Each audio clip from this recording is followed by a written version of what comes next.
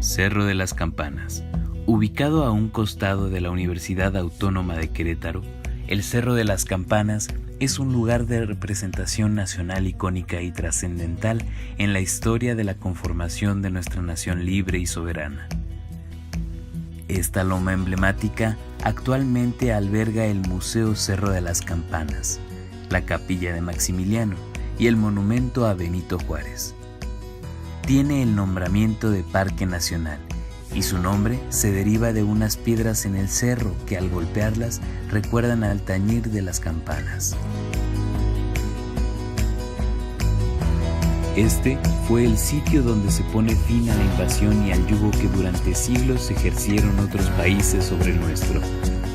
Para el año de 1867 se libraba una guerra para derrocar al emperador Maximiliano de Habsburgo, impuesto por Napoleón, mientras que por parte de los liberales se tenía como presidente a don Benito Juárez. Según los historiadores, el emperador Maximiliano, al verse vencido por los liberales, se rindió estando en la ciudad de Querétaro, simbolizando su derrota al entregar su espada al general Mariano Escobedo, y condenado en el momento con la pena de fusilamiento en el Cerro de las Campanas, junto con sus generales Miramón y Mejía. Este justo momento es conocido como el triunfo de la República.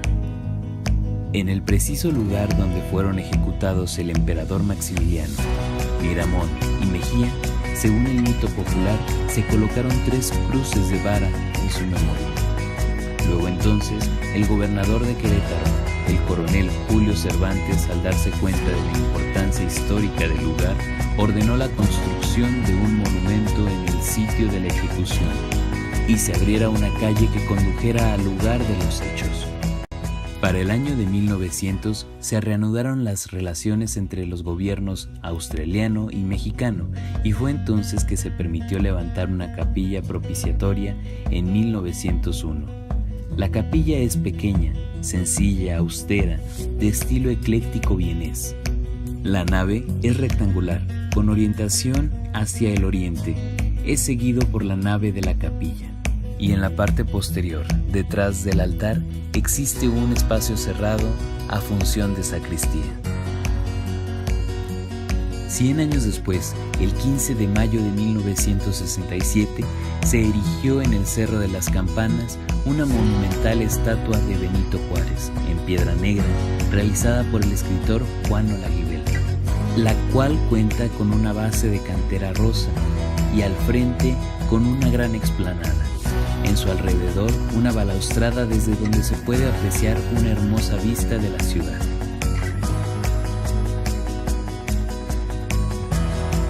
En el año de 1990, finalmente este llamado Cerro de las Campanas se habilita como parque, siendo circulado por una barda e incluyendo un pequeño museo que al paso del tiempo se ha modernizado y ha incluido actividades didácticas e interactivas.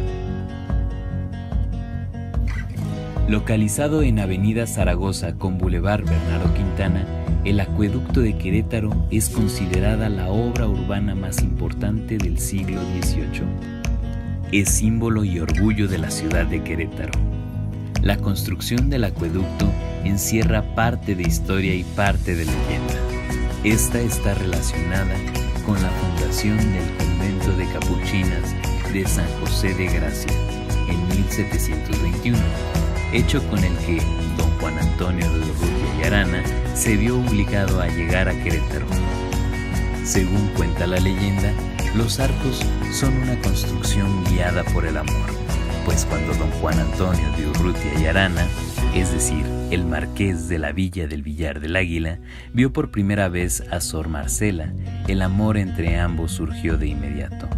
Pero debido a la situación tan delicada, primero por ser monja y en segundo lugar porque era sobrina de su esposa, nunca hubieran podido hacer realidad su amor, por lo que llegaron a un convenio. Ella le ofreció su amor basado en el entendimiento mutuo, pero sobre todo lleno de pureza, pidiéndole a cambio solamente que construyera el ahora majestuoso acueducto para conducir el agua al convento de las Capuchinas. En cuanto a lo que concierne a la historia oficial, tenemos que hacia 1720, cuando en Querétaro la gente sufría de contaminación de los ríos y se empezó a enfermar, Juan Antonio de Urrutia y Arana, marqués de la villa de Villar del Águila, quien gozaba de gran riqueza debido a su matrimonio con Paula Guerrero Dávila, decidió construir el acueducto de Querétaro para traer agua a la ciudad y de esta manera mitigar las enfermedades que sufrían los queretanos. El marqués entonces buscó en los alrededores de Querétaro la fuente que había de surtir el preciado líquido y encontró que el más adecuado por su altura en relación con la ciudad era el llamado Ojo de Agua del Capulín. Manos chichimecas y otomís se dedicaron a construir la famosa obra, concluida el día 17 de octubre de 1738. Para celebrar este acontecimiento se cantó una solemne misa de acción de gracias, además de las fiestas populares que duraron más de 15 días. El Templo de la Cruz, situado en la ciudad de Querétaro, entre las calles Independencia y Manuel Acuña, nos encontramos con el Templo de la Cruz o Exconvento de la Cruz. Este sitio es considerado como un edificio de gran contenido religioso y simbólico del nacimiento de Querétaro.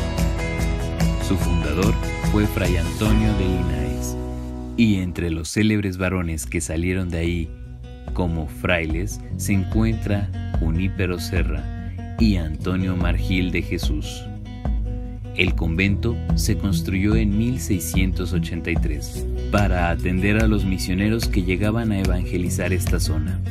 El mismo fue finalizado en el año de 1735 por don Pedro García de Acevedo y Calderón. Durante el siglo XX el sitio fue remodelándose con la realización de lujosos retablos y algunas pinturas creadas por Juan Rodríguez Suárez. En el exconvento vivieron al menos 140 franciscanos en el momento de mayor auge, que con sus propios recursos construyeron el lugar y hoy recibe a más de 400 visitantes por día. Este emblemático sitio cuenta con al menos 2 leyendas de gran interés. La primera, que nos dice que en medio de una cruel batalla, el 25 de julio de 1531, entre los españoles y los indígenas chichimecas, en el Cerro del Sangremal, lo que hoy ocupa el Templo de la Cruz, los españoles, al observar que estaban perdiendo, invocaron al apóstol Santiago para su protección, y fue en tal momento que se ocultó el sol y en lo alto del cielo se proyectó una luz en forma de cruz, donde apareció el apóstol montado en su corcel blanco. Fue con este milagro que la batalla concluyó. La segunda leyenda involucra un árbol que en la actualidad existe dentro del Templo de la Cruz.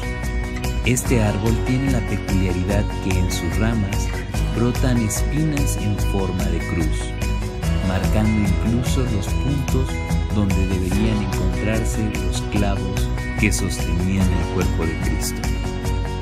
Esta leyenda cuenta que Fray Antonio Margil, siendo considerado un fraile viajero, el cual trabajaba en la evangelización de los indígenas, apoyó su bastón cansado en el jardín de este templo, mismo bastón que con el tiempo produjo raíces y ramas, siendo lo que hoy en día es el famoso árbol de las cruces. Su principal atractivo del templo reside en el interior, donde se encuentra una réplica labrada de piedra de la Santa Cruz, que apareció en el cielo esa fecha del 25 de julio de 1531. Según cuenta la leyenda de la fundación de Querétaro, se dice es una réplica de la que vieron los indígenas cuando fueron vencidos por los españoles en este lugar. También se pueden observar los hermosos retablos de cantera rosa que oscilan entre el estilo barroco y el neoclásico. Por último, tenemos al Centro Histórico de Querétaro, el cual tiene entre sus hermosos rincones zonas con monumentos, casonas, plazas y jardines que han sido acreedores al título de Patrimonio Cultural de la Humanidad, emitido por la UNESCO en el año de 1996. Su imponente arquitectura barroca y neoclásica del siglo XVII y XVIII es el ejemplo perfecto de una ciudad virreinal española y es testigo de la historia que ha transitado por esta ciudad. Para esta zona escogimos algunos de los lugares que tienen mayor concurrencia por los visitantes y que consideramos los más emblemáticos de la ciudad. Jardín Cenea. Situado en el corazón de la ciudad, el Jardín Cenea es un lugar muy colorido y concurrido. Con sus altos y frondosos árboles, esta es una plaza en la que los queretanos y turistas pueden disfrutar de un paseo. Además de que se tiene la tradición de que en cada domingo su explanada se llena de personas con ánimos de bailar mientras una banda toca desde el centro de su kiosco. Junto con la Plaza de Armas, el Jardín Cenea es el mayor centro de atracción popular de la capital queretana. En él se presentan diversos eventos culturales que invita a los asistentes a sentarse alrededor del kiosco para disfrutar de la música, además de los bailes de danzón al que asisten grupos de diferentes escuelas. Cabe mencionar que en el siglo XVIII se le conoció como Plaza del Recreo o Plaza de Abajo, pero fue a partir de 1870 que el gobernador del estado, Benito Santos Cenea, le dio la forma, trazo y tamaño que ahora luce. La fuente que existe en el centro sustituye a una que originalmente fue dedicada al dios Neptuno y que, se dice, fue utilizada en 1867 para fabricar cañones durante el sitio de la ciudad.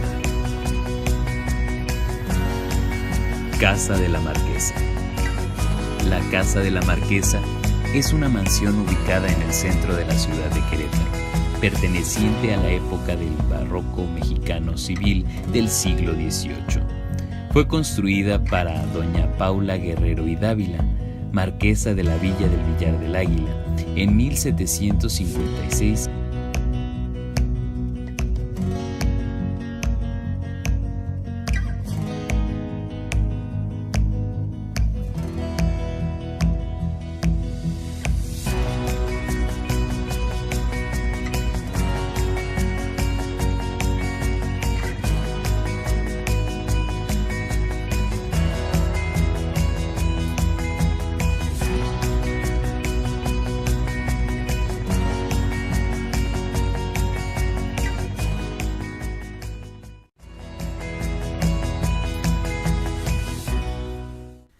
Es así que podemos tener al menos una ligera visión de la grandiosa historia que encierran las calles, los monumentos y cada uno de estos sitios de la ciudad de Querétaro.